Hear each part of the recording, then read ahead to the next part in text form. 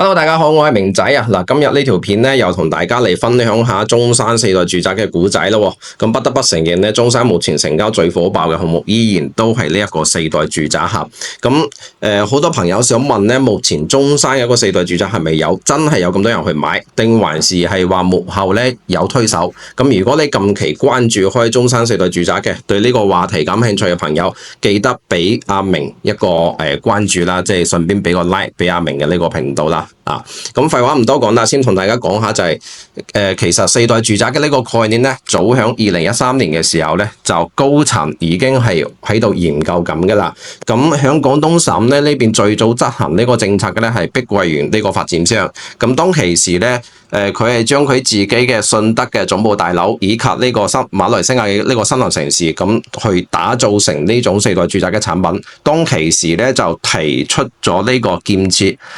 垂直綠化嘅呢個新嘅工藝啊。咁當其時咧，其實市場嘅一個反饋咧都非常之響嘅啊，非常之多人去關注呢種產品嘅。咁好啦，嚟到中山咧，其實佢嘅起點咧相對比較遲。中山咧，如果係從政策上邊嚟講咧，係從2024年嘅3月份啊，咁中山市嘅住建局咧就發布咗一個對於新嘅呢個房地產建設嘅一個報建要求啦。咁當其時就提出要去建設呢個立體試點原能嘅呢種產品，亦即係話我哋而家所講嘅四代住宅嘅一個產品。咁當其時咧，其實成個市場咧係非常之淡嘅，因為2024年嗰陣時咧啱啱好經歷過呢個疫情嘅康復嘅一個階段啦，市場急需係需要有咁嘅一種新嘅產品去修復呢個市場信心嘅。所以當其時咧，其實中山好多發展商咧都參與咗呢個投標啦，或者參與咗好多呢個 idea， 提出好多呢啲方案嘅。咁最後咧係由中山嘅建華啊，然之後去攞咗第一塊四代住宅用地，並且咧就揾咗呢個龍湖啊一齊嚟開發呢種產品嘅，亦即係而家我哋所聽到嘅就石岐龍湖香山頌呢個項目啦。咁呢個項目咧係響舊年2025年嘅5月份開盤嘅。當其時咧，其實好多朋友即係特別係啲買家啊，對於呢個項目咧，對於中山嘅四代住宅其實都係抱住一個好奇嘅一個心態，因為之前未了解過呢種產品，咁到底佢嘅戶型、佢嘅小區係咪如發展商講得有咁好？咁響舊年嘅4月份嘅時候，佢就推出咗佢一個示範區同埋佢一個示範單位。咁好多買家去睇完呢種產品之後咧，佢嘅回覆係咩咧？即係話真係個實用率好高喎，而且同樣面積嘅，即係相比我而家目前住緊嘅屋嚟講嘅話，嗱，四代住宅嘅廳又大咗啦，然之後廚房又大咗啦，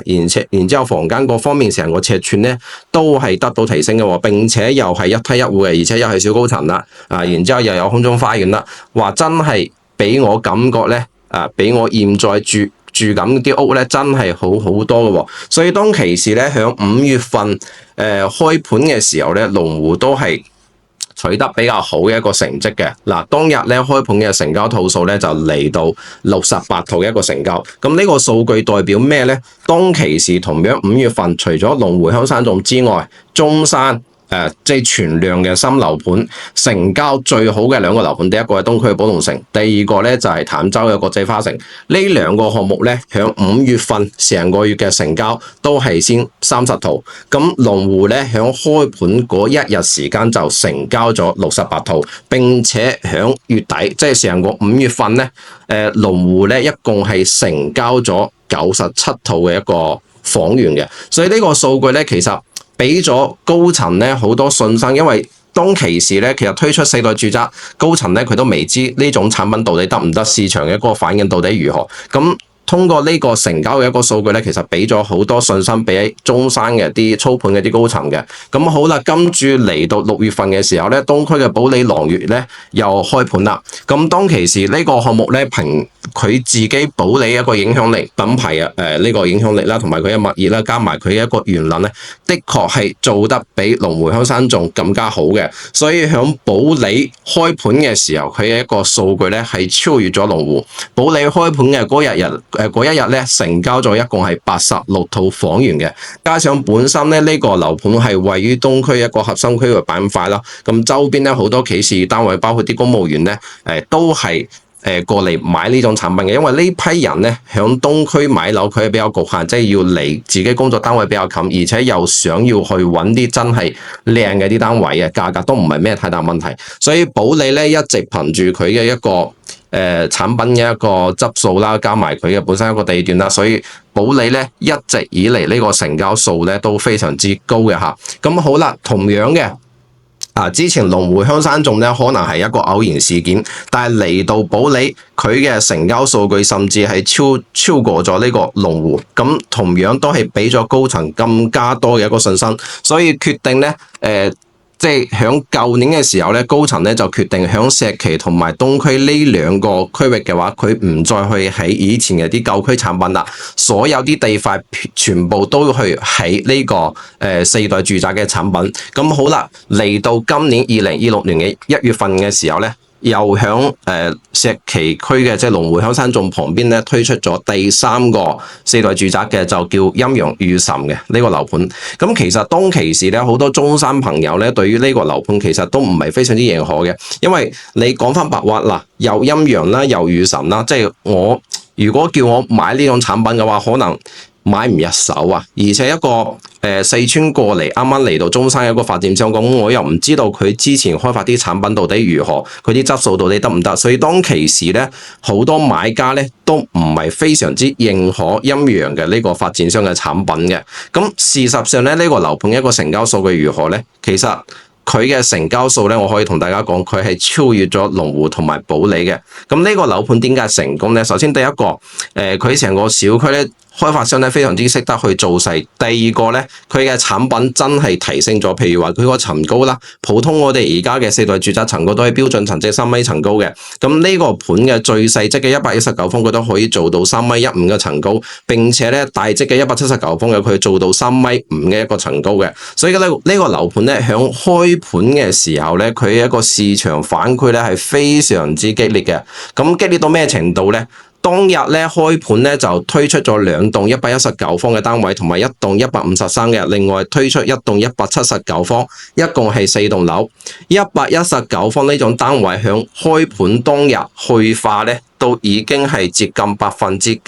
嘅啦。咁嚟緊即係後面加推咗2號樓同埋4號樓啦，即係4棟119方，整體從開盤到售罄咧，只係用咗1個半月嘅時間嘅。而且呢個樓盤咧嚟到今日，即係從1月份計啦，計到今日係6月份，實質上佢嘅銷售時間咧只有5個零月，未到6個月嘅。而家目前咧都已經係進入尾聲嘅啦，一共306套房源，到今時今日咧就剩翻20套嘅尾貨，所以佢一個去化周期非常之恐怖啊！咁大家可能對於呢條數據咧唔係話非常之敏感啦，咁我俾個參照俾大家。目前中山嘅存量嘅新樓盤平均嘅去化周期係幾多咧？大約係32個月。咁陰陽呢個樓盤只係用過5個月嘅時間就接近清盤啦，包括旁邊嘅龍湖香山頌啦，以及東區嘅頭先講嘅保利朗宇啦。咁佢嘅去化周期咧都大約去1年多啲嘅時間嘅。龍湖而家目前都係冇乜貨嘅啦，剩翻3套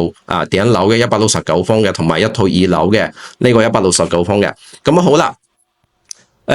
可能咧好多朋友以為陰陽咧呢個數據已經係接近天花板啦嘛，接下來咧過咗呢陣風之後咧，可能中山嘅一個四代住宅熱度咧就會降咗落嚟。咁好啦。跟住嚟到今年嘅5月份啦，就係6成嘅江山和明呢個項目啦。咁呢個項目咧，其實當其時咧，大家對於佢嘅期待咧都比較高嘅，因為佢係6成呢個開發商嚟開發噶嘛。咁好多譬如話周邊城市啊，或者你住過、了解過6成嘅呢個品牌嘅，佢係專門去做豪宅嘅，而且呢一塊地咧又係中山嘅呢個國資即係承建去攞嘅地，咁可以話係強強聯合啦。咁當其時咧，其實呢個盤從佢嘅即係做發佈會啦，然之後去到開展廳啦，然之後再去到佢嘅一個開示範區啦。咁的確一路以嚟咧都俾咗好多即係超出咗買家想象嘅一個質素嘅。咁好啦，嚟到今年嘅5月10號開盤啦，呢個樓盤嘅成交數據啊，直接係拉到天花板啊！點解呢？因為呢個樓盤響開盤嗰一日咧，佢一共係推出咗大約係140套貨，當日嘅成交套數咧係去到112套嘅一個成交嘅。咁呢條數據咧，超越咗龍湖，超越咗保利，甚至係超越咗陰陽御神呢個盤嘅。所以你睇，其實而家目前四代住宅咧，佢唔係話單純嘅一路去造勢，亦都唔係話幕後有啲咩人去推手，而係真係呢種產品相比於舊區嘅一個產品嚟講，佢的確係有好大一個差距。四代住宅的確實用率也好啦，或者戶型也好啦，或者你原能也好啦，各方面嚟講都係相比舊區嘅產品佢會更加好嘅。所以目前咧，你話中山成交熱度高咧，都我覺得係好正常嘅，因為你有得好嘅選擇嘅時候嘅話，你應該都唔會話翻轉頭去揀嗰啲相對冇咁好嘅啦。所以如果你話近期咧有睇開四代住宅嘅朋友咧，對於呢種產品感興趣咧，特別係想了解目前嘅中山四代住宅嘅一個經歷過程啦，或者後面嘅一個發展一個趨勢嘅，咁你都可以隨時喺評論區度揾到阿明仔呢個 workshop 嘅，咁隨時都歡迎大家嚟諮詢啦嚇。